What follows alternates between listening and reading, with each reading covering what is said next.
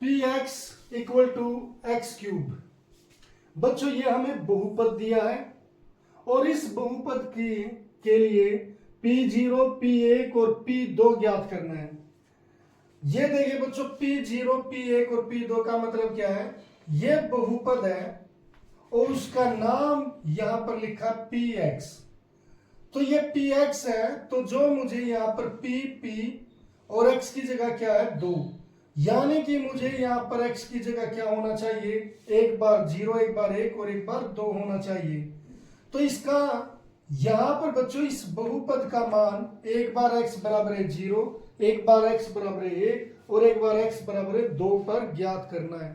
इस क्वेश्चन का ये मतलब है। तो बच्चों पहले हम क्या करेंगे? पहले क्वेश्चन के लिए यहां पर p 0 है, तो p की जगह p है और x की जगह क्या है? 0। इसीलिए मैं क्या लिखूंगा?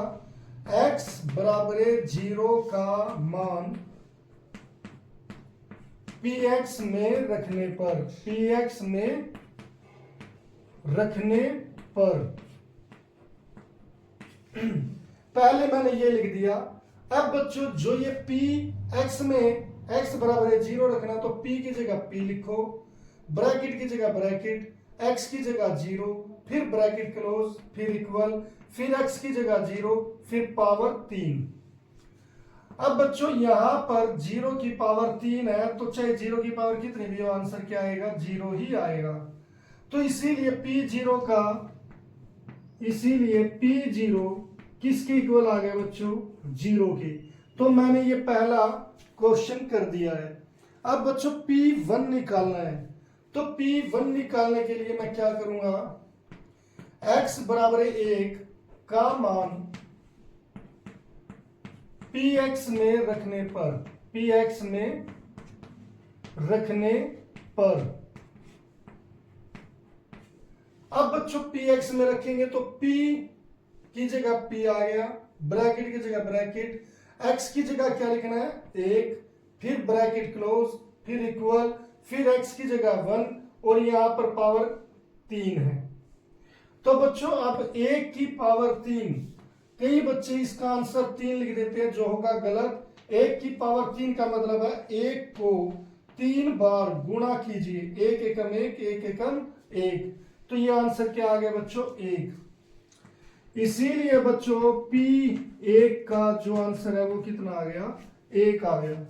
अब बच्चों यहाँ P2 है, तो P की जगह P है और x की जगह क्या है? 2, यानी कि x की जगह क्या होना चाहिए? 2। अब मैं यहां पर जब C क्वेश्चन करूंगा तो C के लिए क्या है?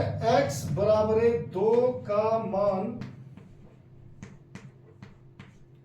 px में रखने पर। अब बच्चों यहां पर x बराबर है 2, यानी कि p की जगह p लिख दिया, ब्रैकेट की जगह ब्रैकेट, x की जगह क्या लिखना है? 2, फिर ब्रैकेट क्लोज, फिर इक्वल, फिर x की जगह क्या लिखोगे? 2 और उसकी पावर कितनी होगी? 3।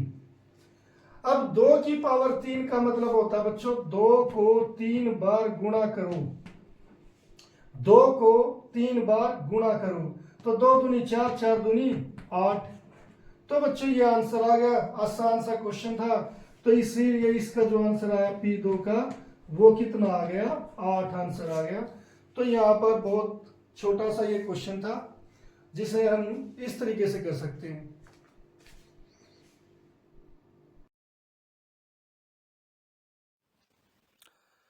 उम्मीद है बच्चों ये लेक्चर आपको पसंद आया होगा, और अगर आपको ये लेक्चर पसंद आया है तो इसे लाइक और शेयर जरूर करें और चैनल को सब्सक्राइब करना ना भूलें। तो मिलते हैं फिर नेक्स्ट लेक्चर में, तब तक के लिए bye, have a nice day.